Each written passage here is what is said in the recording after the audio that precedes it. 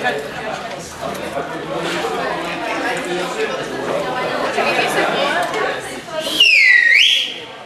dia! Galerinha, olha só.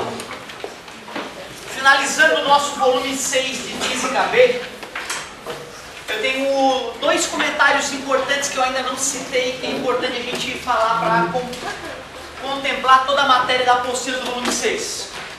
Mas assim, vendo os vários cadernos de biologia abertos, eu percebo um erro que eu cometi também na minha vida. Eu cometi muito esse erro na minha vida, que era achar que eu vou resolver o meu problema deixando de prestar atenção num momento da minha vida que está acontecendo e tentando agilizar outro que eu por algum motivo deixei passar, né? É normal isso acontecer. A dica que eu te faço nessa hora é a seguinte, já te expliquei, é honesta essa que eu vou te falar. Aula não ensina merda nenhuma. Aula é só pro cara que tem preguiça de ler a apostila antes de começar a fazer exercício. É para isso que serve esse tipo de aula que eu te dou. Aula arcaica e nojenta, retrógrada. Aula moderna, tu não tá preparado, tu não tá maduro. Tu não tá maduro. A aula moderna é eu chegar assim, galera, olha lá, dos fenômenos ondulatórios, o que ainda não tá funcionando ainda? Alguém tem alguma dúvida? Alguém tem algum exercício pra gente resolver que tentou? Me mostra a tentativa pra gente discutir e avançar. Não? Ah, então beleza, matéria nova. É assim. É tipo assistência. As aulas do resto do mundo é assim. Tu tem uma palestra com o professor no primeiro dia de aula, uma palestra longa, que tem 200 pessoas assistindo, e 3 meses depois tu vem fazer, tirar dúvida, e mais um mês depois tu vem fazer prova, aí acabou o semestre. Tu não fica tendo aula assim, onde o cara lê a apostila pra gente que nem eu faço, é coisa de cara que tá fora da casinha, nós no Brasil. Ai, meu filhinho não lê sozinho, então eu vou contratar um cara que vai desenhar a apostila pra ele no quadro. Essa é a nossa aula, olha que tristeza. É por isso que muitos de vocês estão com a apostila de biologia aberta. A aula não funciona, não é porque o professor é ruim, o professor é top. Mas é que aqui esse sistema de ler a apostila para o aluno no quadro é uma merda. Entra por aqui, sai por aqui. Quando é que vai para dentro da tua cachola? Quando tu, com os teus olhos, lê. É esse o momento mágico. Então da próxima vez eu prefiro que tu não venha na minha aula, eu não quero ter que expulsar ninguém. Guarda essas merdas desse negócio de apostila. Todo mundo que eu pegar olhando a porcaria de apostila eu vou botar pra rua. Porque tu foi maturo, não estudou antes porque vadiou. É uma vergonha pro teu pai. Rasgando dinheiro do papai. Na minha aula não. Vou te botar pra rua. Lá, fecha essa merda da apostila de biologia. Agora. Ou vai pra rua, ou vai pra biblioteca na boa, cara. Estudar lá, isso eu respeito. Agora estudar na minha aula, enquanto eu vou gastar minha energia contigo, não. Eu te amo. Isso é respeito, sabe, pai? Falar assim às vezes, tá errado, meu filho. Que vergonha, filho. É respeito, é amor. Teu filho vai te amar mais quando tu fizer isso mais vezes. E tem o Egito. Belo dia para aprender física. Fenômeno ondulatório. O que é a absorção? Perde energia, amplitude diminui, reflexão. Bate e volta popularmente, não tem problema. Quando a onda atinge um obstáculo e retorna ao meio de origem, para ficar chique. Refração. Muda de velocidade por mudar de meio de propagação e sofre um desvio, N de chegada, seno de chegada, N de saída, seno de saída, N é C sobre V. Pode substituir, cortar o Czinho, vira equação para qualquer onda. Difração. Obstáculo, atinge o obstáculo, a onda contorna o obstáculo. Para poder contornar bem, parabéns, tamanho do obstáculo comparado com o tamanho do comprimento de onda, ou de bola. Aí depois de difração, aqui nós começamos a dar uma olhada em interferência. Interferência, cara, a parte básica é simples. Duas ondas se sobrepõem e crista com crista. Uma crista maior ainda, vale com vale. Um vale mais profundo ainda, interferência construtiva. Mais crista com vale. Interferência destrutiva. Destrutiva, nada demais. Eu falei alguns casos importantes de interferência. Talvez o mais famoso seja a experiência de Young, Thomas Young, em 1801. Ele provou para o mundo que luz é uma onda. E a galera toda achava que era uma partícula. Ele veio provar que era uma onda. Hoje nós entendemos a luz como algo esquisito. Ora parece ser uma bolinha, ora parece ser uma radiação eletromagnética. Ela é safadinha a luz. Do meu ponto de vista, aí é pessoal, não é para o vestibular. Está incompleta a teoria ainda. Falta um de vocês aí estudar física, fazer um doutorado em radiações eletromagnéticas e iluminar o mundo com uma nova ideia, que explique a luz de uma maneira mais completa. Certo? Agora olha só, tem um caso de interferência muito legal para quem curte música aí, para a gente discutir hoje. Um caso especial de interferência chamado batimento. Eu jamais vou me esquecer as 2 ou 3 aulas de violão que eu fiz na minha vida. Eu sempre fui apaixonado por violão. Meu pai sempre estava com os amigos, alguém sempre tocando violão. Meu pai nunca tocou. Só os amigos, e eu olhava aquilo, pô, os caras, música de boa qualidade, música popular brasileira, que eu considero música de boa qualidade, que não só com um ritmo gostoso, mas com conteúdo bacana. E aí eu, criança, naquela atmosfera, sentia vontade de tocar violão, mas nunca tive oportunidade. Um dia comprei um violão, uma loja, nem afinado estava o violão, e óbvio, foi um desastre, né? Tu pega uma pessoa que não tem nada de teoria, bota um instrumento desafinado na mão dela, como é que vai dar certo? Não pode dar certo. E, tudo bem, exercitei os dedos ali sem tirar som algum. Contratei um cara, vou pegar um gurizão para me dar aula em particular, um cara que era da UDESC, estudava música na UDESC, e o cara tocava muita música. Aí, primeira aula, me ensinou a afinar o violão. Aliás, tentou, coitado, me ensinar a afinar o violão. Pega o diapasão, bate no joelho, pega o violão, toca a 5ª corda de um jeito especial e tenta comparar essas 2 vibrações, a do diapasão com a da corda. O Lá, o diapasão, normalmente ele vem afinado em Lá, né? E é 440 Hz por segundo. Quer dizer que o ar sacode 440 vezes por segundo para frente e para trás para tu escutar a nota Lá fundamental. Então tu vê que loucura, é importante já para a introdução de acústica, que é a continuação da matéria, saber que a nota musical tem a ver com a frequência. Muito bem, obrigado. Aí o seguinte, o cara falava, né? Ó, tá afinado, tá vendo? Tá vendo o uníssono? Não tô escutando nada, barulho, né? Normal. Né? Mas ele falava, ó, emocionado, ele já falava, ó, tá vendo? Uníssono. Aí eu vou desafinar para te ver. Ó, tá vendo? Tá vendo o batimento? Não escutava nada, cara. O cara tá doido, tá surtado, cara. E eu ficava lá me esforçando, né? E ele, ó, não tô escutando, tom, normal. E aí, cara, eu saí decepcionado, né, cara? Achando que ia sair sabendo afinar o violão. E ele me falava de coisas etéreas que eu não conseguia enxergar. E ele, tá vendo, cara? Ó, aqui, ó. E eu não enxergava aquilo. Mas eu sou chato, eu odeio não entender as coisas. Eu fui pra casa, comprei um diapasão e fiquei meses. Até que um dia, os astros se alinharam e eu comecei a escutar, cara. Meu ouvido acho que foi se acostumando e eu comecei a escutar. Quando a frequência da corda estava se aproximando da frequência do diapasão, que é o instrumento usado para afinar o violão, os sons começavam a se misturar e eu escutava no ar uma oscilação entre os sons. Mais ou menos assim. Não é na primeira vez que tu vai conseguir, tem que insistir, cara, com o teu ouvido e ir percebendo esse Aí quando esse vai diminuindo, de repente aí vira uma coisa só, que chama-se uníssono, um som só. As 2 frequências se igualam.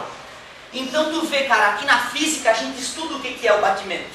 Batimento nada mais é que um tipo de interferência onde as ondas sonoras estão com frequências muito próximas. Aí tu escuta uma batida entre as vibrações. Porque a gente não escuta os 440 Hz, né, galera? Imagina tu escutar 440 saculejadas por segundo. A gente escuta o resultado disso no nosso tímpano, certo? Mas quando começa a ter uma diferença de vibração próxima de 2 ondas, tu consegue escutar os 10, os 5 Hz de diferença entre essas ondas. Senhor, mas tu me citou um dia que a gente só escuta de 20 Hz a 20 mil. É verdade, um som que chega pelo ar, eu só vou conseguir escutar ele com o aparelho auditivo, eu posso sentir uma vibração com a mão, de 10 Hz, 10 oscilações por segundo, mas com o ouvido não. Mas quando eu tenho 2 sons de frequências próximas, obrigado, aí eu posso escutar essa diferença de frequência, o nome disso é batimento. Então vamos ver, estava lá com o meu diapasão, com 440 Hz, 440 oscilações por segundo, meu violão desafinado estava com 430 Hz a corda. Como é que vai ser a frequência do batimento que eu vou escutar? A frequência do batimento é a frequência de uma das ondas menos a frequência da outra. Só para não ter preocupação com o sinal negativo, vamos colocar em módulo. Ou vamos tomar o cuidado para fazer sempre o maior menos o menor. Então pronto, ó. É assim que se calcula a frequência do batimento. É só subtrair as ondas que estão com frequências próximas. não vai querer calcular um batimento entre uma onda de 1000 Hz e uma onda de 40 Hz, certo? Aí já não vai ter batimento, só vai ter o batimento quando a gente tiver frequências próximas. Agora olha só, o cara também pode te perguntar outra coisa.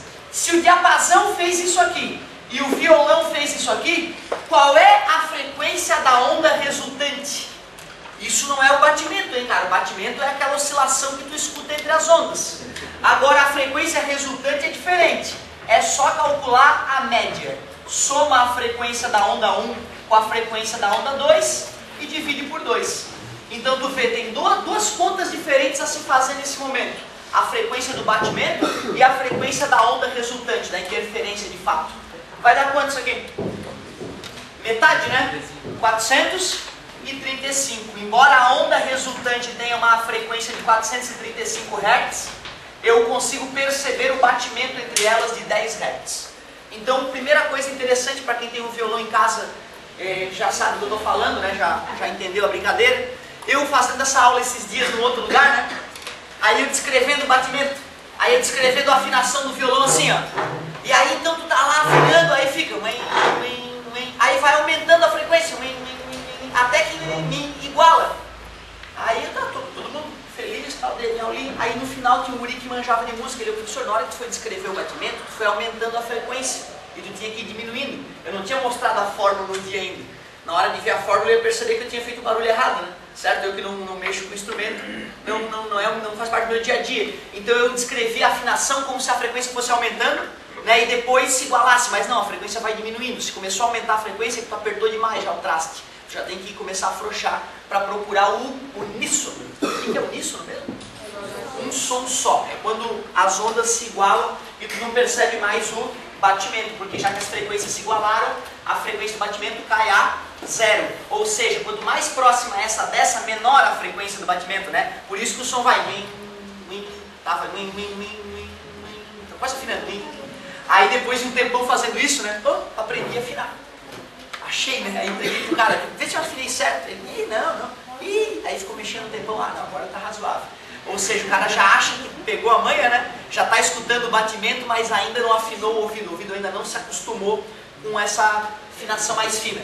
Hoje é uma tristeza, de certa forma, para quem está aprendendo música, que tem os afinadores eletrônicos, né? Então tu vai lá, você nem presta atenção no som, né? Aí o que aconteceu comigo? Quando eu aprendi a tocar eu nunca aprendi a tocar violão. Quando eu decorei algumas músicas do violão, que é bem diferente de aprender a tocar violão, o cara que me olhava tocar pensava, pô, tá, toca bem, porque era a música do Chico, cheia de acorde e tal, mas eu não entendia nada do que eu estava fazendo. Eu decorei a música, sei lá, de 30 acordes, faço os acordes, finjo que estou cantando em cima, o leigo olha, que legal. Mas se um músico vê isso, aí vai ver que eu estou assassinando a música do Chico Buarque, né? Outra coisa que vale a pena falar para quem gosta de violão, a galera tem dificuldade na pestana, geralmente, né? A primeira desistência, assim como o cara está surfando no inverno, o violão é a pestana. Faz a primeira pestana, não sai o som, o cara fica puto da cara e larga o violão. Fica tranquilo, 6 meses depois a pestana já está razoável. Tá boa ainda, vai ficar razoável. Mas uma hora a mão esquerda, que teoricamente é o difícil, né? Não é o problema. O difícil dos instrumentos é a mão direita, por isso que é a mão direita. Se é canhoto, cara, a mão difícil é a mão esquerda, né? E a mágica da música ocorre realmente na mão direita, por incrível que pareça, não é, né, a mão esquerda. Mas eu te estimularia, cara, é uma coisa que ajuda inclusive a exercício cerebral, tá? Quem toca música, de certa forma, mexe mais o cérebro. Quem não toca música pode ser mais criativo, melhor em tudo, talvez, na vida. Assim como quem lê mais é melhor do que quem lê menos em várias funções da vida, porque o cérebro bomba. Então é um exercício bacana. Para quem gosta, né, vale a pena às vezes investir. Investir numa aula? Não. Tu aprende melhor é só assim, vídeo no YouTube, violão e exercício. Fica o monstro do violão no YouTube hoje de grátis, certo? E é do jeito que aprendi legal, sozinho. Professor é só para introduzir, para saber que existe a matéria. Agora olha só que beleza. Vamos entender melhor os instrumentos a partir de agora. Eu jamais vou me esquecer no meu banheiro. Quantas coisas boas ocorreram no meu banheiro? Uma das coisas muito legais foi a descoberta das ondas estacionárias. Ah, não, tá de sacanagem, professor. Não, na verdade é o seguinte, ó. Não é descoberta. É o primeiro contato que eu tive na minha vida com onda estacionária foi no meu banheiro. Eu não sei se o teu banheiro tem isso, mas o meu banheiro tem uma janela basculante e tinha uma correntezinha de bolinhas metálicas para abrir e fechar essa janela. Eu não sei o que rolou, no dia que eu puxei aquela para abrir a janela, eu puxei e vi um formato, a acontecendo, na hora que eu puxei, que deu um tranco na cordinha, né? Eu vi aquilo oscilar. Oh, que legal. Aí eu fiquei mexendo naquela cordinha. Não só na cordinha, óbvio, né? Mas naquele dia eu me concentrei nisso, olha só. Eu conseguia fazer isso com a corda, cara. Eu ficava sacudindo ela, ela fazia exatamente esse padrão. Dava a sensação de a corda da correntinha estar parada na minha frente, formando uma barriga dessa aí, ó. Eu tinha essa sensação dela estar parada. Eu sabia que ela não estava parada porque eu estava mexendo nela. Mas eu olhava como se ela estivesse parada na minha frente. Nome justo, né? Ondas estacionárias. É óbvio que, sei lá, aos 12 anos quando eu vi isso, eu não percebi que era uma onda estacionária. Sabe lá Deus o que é uma onda estacionária? Eu não sabia. Esse vocabulário não existia na minha vida. Mas eu achei curioso. Outra coisa que eu chamei a atenção é que quando eu mexia mais rápido, o formato ali mudava. Acontecia algo assim, ó. Ficava duas barrigas menores. E como naquela época a minha agilidade era muito boa, eu simplesmente fiz mais veloz e de repente se formou uma situação parecida com essa, ó, 3 barrigas menores. Quando eu fui estudar física um pouco mais profundamente, lá no 2º ano do ensino médio, que é o contato que a gente tem geralmente, né, com ondas estacionárias em acústica, aí é que eu entendi o que estava acontecendo. Aí é que eu vi que aquilo já era estudado, que já existia nome para aquilo, que o pessoal entendia por que aquilo acontecia. Então ficou de certa forma fácil para mim acreditar naquilo que estava sendo dito, porque eu já tinha feito isso várias vezes. Se tu quiser fazer isso hoje na tua casa, não faça com correntinha, faça com aquele fio enrolado no telefone. Sabe aquele fio de telefone, que é uma molinha? Cara, aquele fio é perfeito para fazer onda estacionária. Se tu tiver um fio desse compridão, cara, tu consegue botar 8 gomos daqueles, tu for ágil, que nem eu. Aí tu chega a contar 8 ventres. Isso chamaria-se de 8º harmônico. Então, ó, se uma corda vibra toda ela para cima, toda ela para baixo, a gente chama isso de primeiro harmônico. Como assim, professor? É a primeira forma da onda da corda vibrar, a forma mais simples da onda vibrar. Se eu coloco mais velocidade nessa vibração, maior frequência, aliás, vai chegar uma hora que, para que a vibração se propague na corda, ela vai ter que se dividir em 2 partes. Enquanto uma sobe, a outra desce. E aí seria chamado de... Mas é lógico. Com certeza. Resumindo, o harmônico numa corda, observa que a corda está presa com as extremidades fixas, tá, gente? Beleza? Ou seja, quando eu fazia a corda vibrar, eu impulsionava ela, mas eu tentava manter ela o mais próximo possível numa posição de equilíbrio. O que é o violão? O violão, na verdade, são essas 2 partes, essa corda esticada e tu toca nela. Não comenta com ninguém que é uma coisa difícil acreditar no que eu vou te falar agora, tá? Na verdade, quando a gente faz isso no violão, o violão faz isso, isso e isso, e mais um ainda, e mais outro, tudo ao mesmo tempo. Ou seja, tem várias vibrações ocorrendo concomitantemente no violão, cara. Se tu faz uma filmagem lá com a super câmera, lembra do Discovery? Tu percebe que tem esta vibração ocorrendo, e misturada com essa, e misturada com essa, tudo ao mesmo tempo. Por isso que a gente olha a corda do violão vibrando, a gente mal entende o que está acontecendo. Tamanha é a quantidade de ondas sobrepostas ali. Fica tranquilo, aqui no ensino médio, ou a gente vai ver isso, ou a gente vibra assim, ou a gente vibra assim. A gente nunca vibra tudo ao mesmo tempo, tá? Fica tranquilo. Agora olha só que legal. A grande sacada, a grande chave para matar qualquer questão de onda estacionária que parece estar parada, mas não está, é saber relacionar o tamanho desta corda esticada, que eu vou chamar de L a partir de hoje, o F, como lambda, como... Obrigado. Então aqui, ó, vou fazer uma onda clássico e vou fazer aliás, o lambda está aqui, né? Vê se vocês concordam comigo. Desse ponto até esse ponto tem um lambda. Todos percebem isso? Eu sempre comparava com um tiozinho do português, ó, um tiozinho do português completo ali, ó, já é um lambda. Às vezes é mais fácil de crista até crista, mas para mim hoje é importante. Para que eu possa te ensinar hoje é importante tu entender que o lambda também pode ser medido daqui até aqui. Tu lembra na reflexão de ondas em cordas que era diferente extremidade fixa para extremidade móvel? Qual era a diferença de extremidade fixa para extremidade móvel? A fixa tem inversão de fase e a móvel... A fixa dá um tranco na corda, volta com a fase oposta, inversão de fase. A móvel, tu podia oscilar no anel a ponta da corda, volta com a mesma fase, sem inversão de fase, não é isso? Se eu amarrar essa corda aqui, por exemplo, numa parede, esse pulso, na hora que chegar e bater ali, vai voltar com a fase invertida. Vou fazer em pontilhada, só para tu não te confundir, beleza? É daí que vem esses formatos aí de onda estacionária. É porque como a extremidade é fixa, se vai em crista, volta em vale. Por isso que fica... E é tão rápido que isso vai e volta que dá a sensação de a corda estar ao mesmo tempo em cima e embaixo, dando a sensação de uma onda estacionária. Se a frequência deve ser maior, o pulso tem que ir e voltar, só que a onda se separa em duas partes que sobem e descem, segundo harmônico e assim por diante. O nome dessa parte aqui, grandona, é chamada de ventre. Eu chamei de barriga, né? E a galera chama mesmo de ventre na física. E essa parte aqui, ó, onde aparentemente não está vibrando, a gente chama de nó. Pode ser nódo também, obrigado. Eu não costumo usar nódo, mas também usa-se nódo. Nó ou nódo. Vou botar um de nódo, pronto. Galerinha, até agora nada demais. Só te falei que relembrei a reflexão de ondas em cordas com extremidade fixa, ocorre com inversão de fase. Te mostrei que a corda pode vibrar de maneira simples, ela toda para cima e para baixo, de maneira mais complexa, metade para cima, metade para baixo, em 3, 4, em 1000 partes, se o tamanho da corda for o suficiente e se a frequência for suficientemente rápida. E o segredo para matar onda estacionária é conseguir relacionar o lambda da onda que tu enxerga com o comprimento de quem? Da corda que está amarrada entre as duas extremidades. Tu vê algo bem palpável, uma corda amarrada entre duas extremidades, vai ter um formato vibrando lá, tens que relacionar o lambda com o L. Desculpa a demora.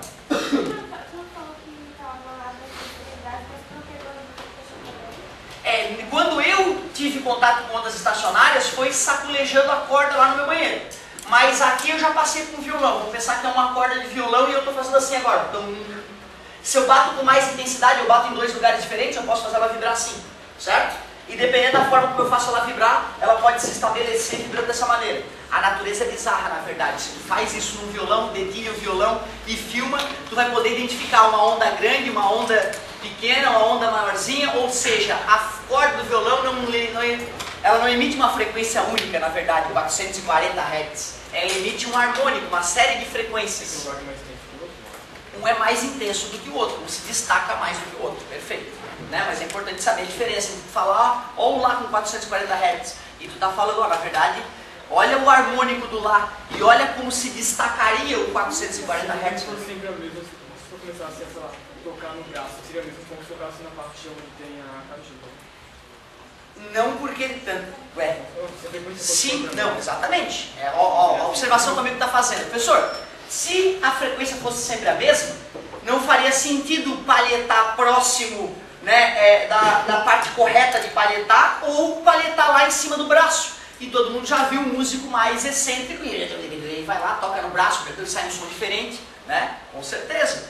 Está na teoria mais básica do violão, né? Que o lugar onde tu deixar a mão direita para dedilhar não pode ser na frente da abertura para o som não sair, né? Tem que ser um pouquinho para trás, né? E com certeza, se tu vai muito para trás, o som se modifica, né? Ótima observação, parabéns. Ô galerinha, agora olha só. Quantos lambda tem aqui? Essa ideia é importante. Tem alguns alunos, tu vê que já estão que olha com facilidade e enxerga, pô, meio, lógico, aqui. Um aqui. 1,5. O cara que já aprendeu lá no setor a fazer essa contagem não tem dificuldade nenhuma. A minha preocupação é com um leigo ainda que não entendeu como é que a gente conta quantos lambda tem numa situação dessa. O segredo é tu perceber que 2 ventres é 1 lambda. Então meio ventre, aliás, desculpa, 2 ventres é 1 lambda. Então 1 ventre, lambda sobre 2. É só dividir por 2, né, galera? E se eu fizer uma cesariana e cortar o ventre ao meio, quanto é que fica? Lambda sobre 4. O sujeito que lembra que 1 ventre é lambda sobre 2 e meio ventre, a cesariana, é lambda sobre 4, aí nesse caso o cara já está resolvido. Ele não vai errar a questão de onda estacionário, porque é só isso que precisa para matar a questão. Claro que eu estou considerando que todo mundo manja e veja o que uma lambda faz, né? É onda, né? É a equação fundamental das ondas. Eu acredito que a maioria lembra dessa equaçãozinha. Ela também entra na jogada. Mas um passo novo para a gente é o seguinte, ó. 1 ventre é quanto? É lambda sobre 2. Então esse L no primeiro harmônico é lambda sobre 2. O L não mudou para o segundo harmônico, olha que interessante. Como cada ventre é lambda sobre 2, 1 lambda sobre 2, 2 lambda sobre 2. Claro que depois eu vou cortar para falar que o L é igual ao lambda. E aqui,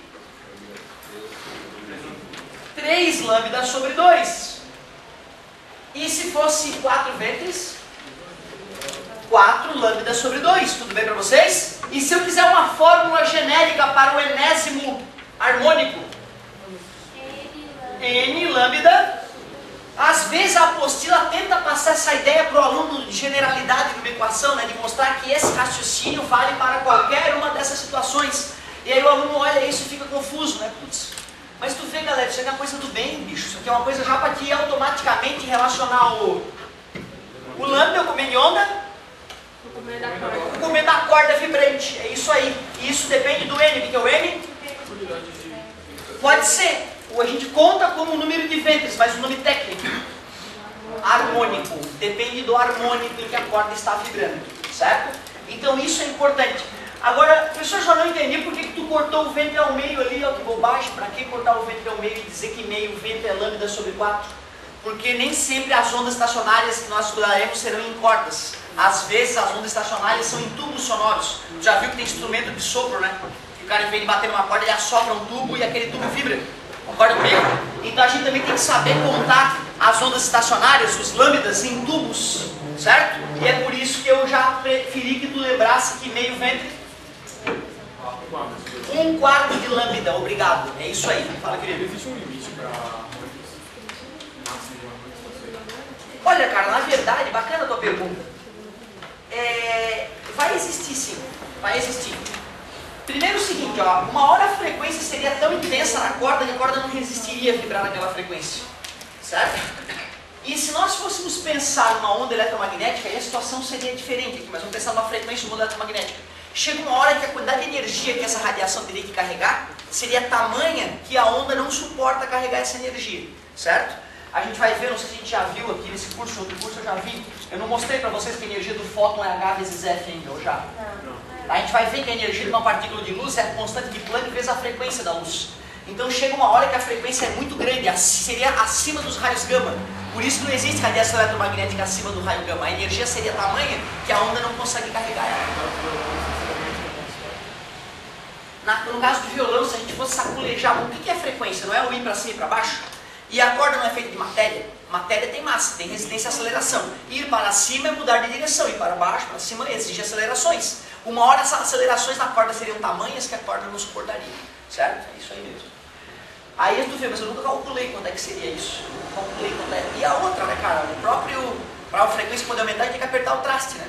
Então já é um indicativo que uma hora eu vou apertar demais o traste, o próprio equipamento, mesmo que a corda não arrebentasse, o próprio violão começaria a sofrer as consequências de tamanha tração. Legal. Ô galerinha, olha só.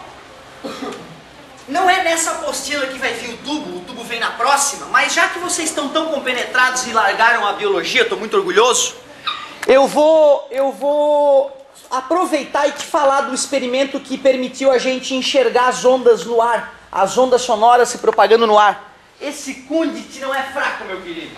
Alguém tem aquela tampinha clássica da... Essa aqui, ó. Vou dar uma papadinha clássica. Só pra galera entender, ó. Vou pegar um tubo, uma extremidade tá fechada, né? A outra tá aberta. Eu vou assoprar ali.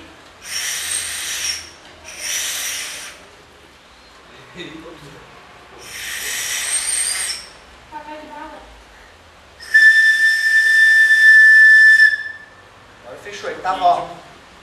Ah, é que tava furado. Eu tampei lá embaixo, ó.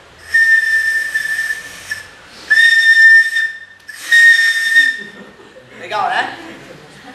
É em nome do conhecimento, ó. Na verdade é o seguinte, ó.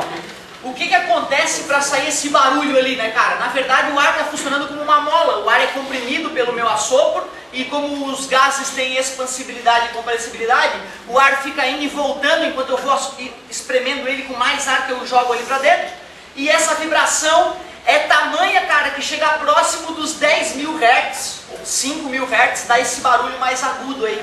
Olha que loucura, não dá para acreditar que esse assopro idiota que eu dei fez o ar saculejar para frente e para trás 5.000, né, vezes por segundo. Bom, teve um cara que fez um experimento, um cara chamado Kundit, ele fez um experimento que nos permitiu enxergar essa onda vibrando no ar.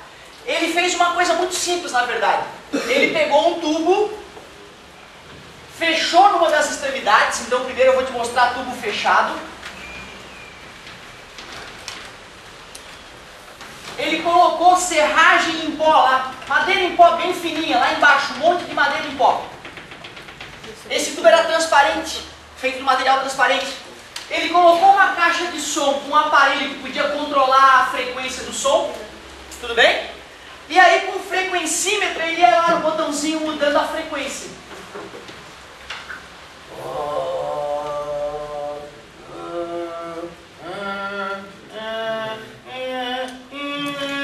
E é assim, tá, no laboratório, não vai sair música da caixa de som, tá? Vai sair um barulho único, uma frequência conhecida. E a cada frequência que ele colocava, ele ficava olhando o pozinho ali, vibrando erraticamente. Só que de repente ele bota numa frequência e ele olha pro pozinho de madeira ali, ele não acredita que ele vê. Jezebel! Ele vê que de repente todo o pó da madeira se acumulou só nesse canto. Aqui ficou limpo. Ele, que legal! Que massa, cara! Várias frequências o pó ficava sambando erraticamente. Aí, de repente, todo o pó vem e se acumula só naquele canto. Ele, pô, que massa! Aí, daqui a pouco, ele começou a aumentar a frequência. Aí, de repente, parte do pó que estava aqui vem e se acumula aqui no montinho específico ali. Ele, que massa! E ele foi e foi aumentando a frequência. De repente o pó se acumulava assim, ó. E aí ele, pô, que legal, acho que eu estou enxergando o que está acontecendo ali. O que ele percebeu? Aonde o pó não acumulava é porque o ar está entrando vibrando. Aonde o ar acumula, o ar está parado, é pó, caramba. Se o pó se acumulou numa montanhazinha bem num lugar específico, é que o ar ali não está saculejando para frente e para trás. Seria um nó. Ou seja, cada montinho daquele de serragem que se formava era um nó. E a parte que ficava bem limpa era um ventre. Tudo bem? Não tem problema. O mais importante é a participação da galera. Então olha só, o que o Kundit percebeu com esse famoso tubo, que hoje é conhecido como tubo de Kundit? Vocês vão fazer essa experiência. A galera que for para a área das exatas vai brincar de tubo de Kundit. Então olha só. Primeira forma como acumulou o pó foi aqui, não foi? Só ali, quer dizer então que era um ventre. Nessa parte toda, o ar entrando e saindo, limpou o pó que estava nessa parte e essa região estava parada, permitiu que o pó se acumulasse naquela região. Esse é o conhecido primeiro harmônico. Primeiro harmônico do tubo fechado. Quando ele começou a aumentar a frequência, observa que o tubo é do mesmo tamanho L, tá, galera? Tá vendo isso? O tubo não é o mesmo tubo. Ele só aumentou a frequência da caixa de som que ele estava usando. Aí, de repente, acumulou serragem aqui e uma ali perto da ponta, tá vendo? Que explicação é isso? Aqui o ar não está vibrando, por isso que se acumulou. Aqui o ar não está vibrando. Porém, aqui o ar está vibrando, ó. Que estranho isso aí, né, cara? Olha só, acumulou ali, ele disse, então o nó está em cima daquela parte, aqui está bem limpo de pó, então está vibrando, aqui não acumulou pó, está vibrando, e ali acumulou pó, nó, ventre, e olha ali o que apareceu ali, ó, meio ventre. Por isso que há minutos atrás eu pedi para entender que meio ventre era lambda sobre 4. O cara que entender isso vai dar risada em um estacionário. Bom, a dica que eu dou na hora de fazer a relação do L com lambda é fazer a cesárea. Nessa hora o bacana é de fazer a cesárea. Aqui não precisa que o ventre já está cortado no meio, tá vendo? Ou seja, o L, que é o tamanho do tubo, lambda sobre 4, porque é meio ventre, ó. 2 ventres, lambda. 1 ventre, lambda sobre 2. Meio ventre. Aqui é meio ventre, né, galera? A cesárea já foi feita automaticamente aqui pra ti, ó. Aqui, galera, na hora de contar, eu recomendo tu cortar o ventre ao meio, ó, e contar 1, 2, 3 lambda sobre 4. Esse é o tamanho do tubo. Cientista é um bicho esquisito, né? O cara abandonou a família, entre aspas, para se dedicar ao estudo de alguma coisa. Isso é muito amor. E o cara gosta de ser organizado. Agora, olha só, os caras chamavam esse de primeiro harmônico, esse poderia muito bem ser chamado de segundo. Mas matematicamente foi do 1. Ah, então não, vamos chamar de terceiro harmônico. Beleza?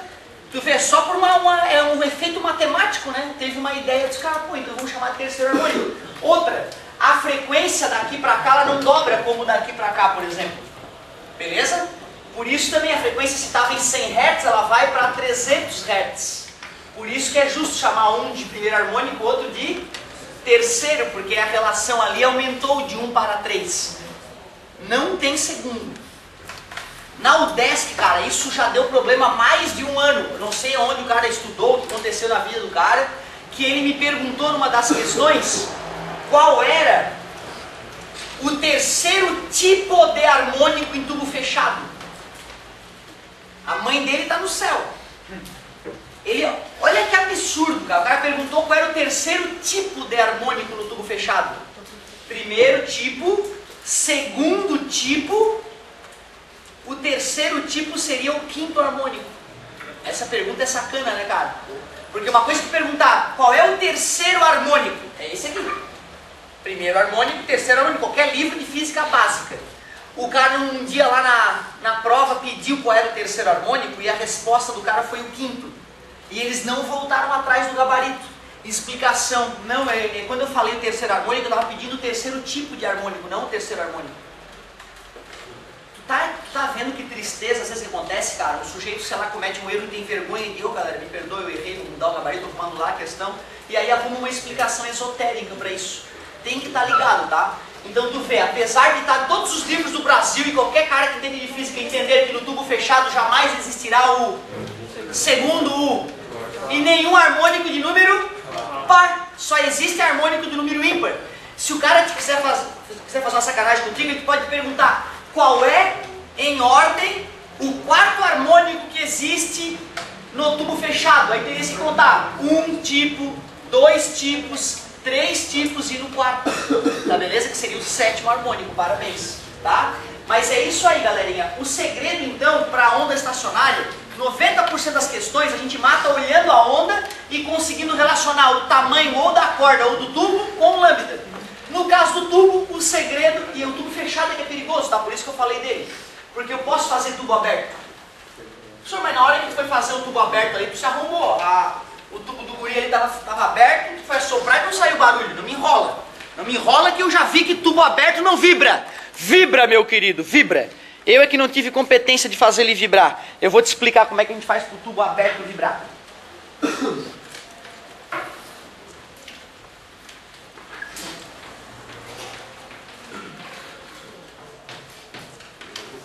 A gente bota uma paradinha ali para dar uma restringida na passagem do ar. Mas ele continua aberto. Na hora de fazer os desenhos das ondas estacionárias, a gente não bota essa passagem ali, porque a gente conta como se essa bloqueio estivesse depois do tubo, certo? Então olha só, mesma experiência, bota a serragem ali, pega a caixa de som e começa a fazer o ar vibrar. De repente começa a acumular serragem só no meio. O que tu sugere que tem ali no meio? Nó. Aqui está limpo e aqui está limpo. O que tem aqui e aqui? O ventre, não é o final do ventre, é bem o meio do ventre, tá, galera? Pronto, ó. Esse é o primeiro harmônico. Pega o frequencímetro, vai aumentando a frequência da caixa de som. De repente, 2 morrinhos.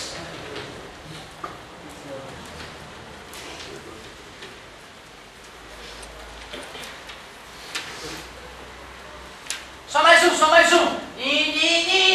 Aí de repente...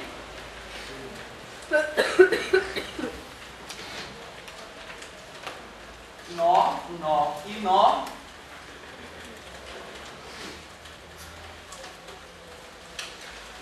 Tu vê, né, cara? Quando o professor me ensinou essas ondas, inicialmente ele não falou do tubo de Kundit. Ele não falou como é que enxergava essas ondas. Ele desenhou a onda assim, Ô professor, tu quer que eu acredite que o ar vibra assim? Eu falei pra ele que eu sempre duvidei de tudo e de todos, tanto que me fez muito bem ao longo da minha vida. Eu sempre recomendei que duvide de mim também. Então, na verdade, ele desenhou essas figuras. Eu sempre pensei, o professor tá doidão? Até parece que o ar vibra assim, ó. Até parece. Aí, depois, eu fiquei sabendo, numa outra aula, ele, não, mas tem o tubo de Kundit, tem a poeirinha. Aí eu aceitei. Né? Ou seja, esses desenhos que eu estou fazendo é mais um desenho artístico para tentar representar que aqui o ar está vibrando bastante e aqui a camada de ar está paradinha. Né? Isso é o mais importante do ver, tem um pouco de artístico ali naqueles desenhos. Se o cara vai fazer uma questão discursiva, o cara tem que ter feito uma vez na vida, uma na morte isso. Imagina a primeira vez que vai fazer uma onda dessa na mão livre, ficou nojo. Né? Eu tive que treinar, ficou anos fazendo, tá uma merda ainda. Tá feio o padedel, certo? Espero que você esteja entendendo pelo menos. O que é isso aqui mesmo? Não, quase, parabéns, é o tamanho do tubo, que é equivalente ao tamanho da corda, parabéns, a ideia é a mesma. Relaciona o lambda com L, por favor. 2. Ah, gostei. Se tu contou meio ventre mais meio ventre, é 2 lambda sobre 4. Se simplificar, tudo bem. Fica 1 lambda sobre 2. Ah, garoto, olha que bacana a colocação do colega, é isso que eu queria. Então, olha só, quando o tubo é aberto, a gente pode pegar esse meio ventre com esse meio ventre, juntar e desfazer a cesárea. Vai ficar um ventre só, né? Tudo bem? Vamos costurar agora. Então, um ventre mais outro ventre, 2 ventres, ou seja, 2 lambda sobre 2 no 1, 2, 3 lambda. Concordo com o amigo, ó, tem primeiro, tem segundo, tem terceiro. Então, na verdade, ondas em cordas e tubos abertos tem harmônico par e ímpar. O cara que é perigoso de contar e atrapalha a galera é o tubo fechado, porque o harmônico é só ímpar. Isso aqui é que merece realmente atenção, beleza? Mas tu viu, né, cara, não tem grandes mistérios. Essa matéria é light comparada com outras que nós enfrentamos. Se tiver no lugar do poeira, não tem como funcionar. Ah, bacana isso, cara. Olha só, não é bem por aí, porque pensa bem, esse som está saindo daqui. Né? Esse som está saindo, ele está passando depois do tubo. E eu escuto aquele tubo vibrando. Quer dizer, então, cara, que na verdade, o meu tímpano, ele entra em ressonância com a vibração do ambiente. Não interessa se eu estou exatamente num nó ou num ventre. Se eu estiver no ventre, eu vou sentir mais intensamente do que no nó. Mas o meu tímpano continua entrando em ressonância com a vibração que está se espalhando pelo ambiente. Bonita pergunta, parabéns. Então tu vê que bacana. O fato de a gente escutar entre 20 Hz e 20 mil Hz, que eu vou bater nessa tecla futuramente quando a gente entrar em acústica de verdade, tem a ver com o fato de o tubo, que é o tímpano, o tubo fechado, que é o sistema auditivo, ressonar com frequências que vão de 20 a 20 mil. Ou seja, não dá para formar uma onda estacionária no nosso tubinho auditivo com frequências nem menores nem maiores que 20 mil. Bacana. Então a própria maneira de escutar tem a ver com uma onda estacionária desse tipo que se forma dentro do tubo auditivo. Olha que legal. Certo? Bonita pergunta mais uma vez. Como? Na verdade, só vai se formar aqui harmônico ímpar. Não quer que a gente... quando está se formando um harmônico daquele, tem a ver com uma frequência externa. Essa frequência externa vai fazer o meu tubo vibrar. Certo? Mas ele vai vibrar de acordo com a frequência externa, não o contrário. Então, na verdade, uma frequência externa vai gerar uma onda estacionária de harmônico ímpar aqui, mas isso não quer dizer que eu não vai escutar a verdade. Porque foi a onda que fez o meu tímpano vibrar naquele harmônico. Bonita mais uma vez a colocação. Fala, meu querido.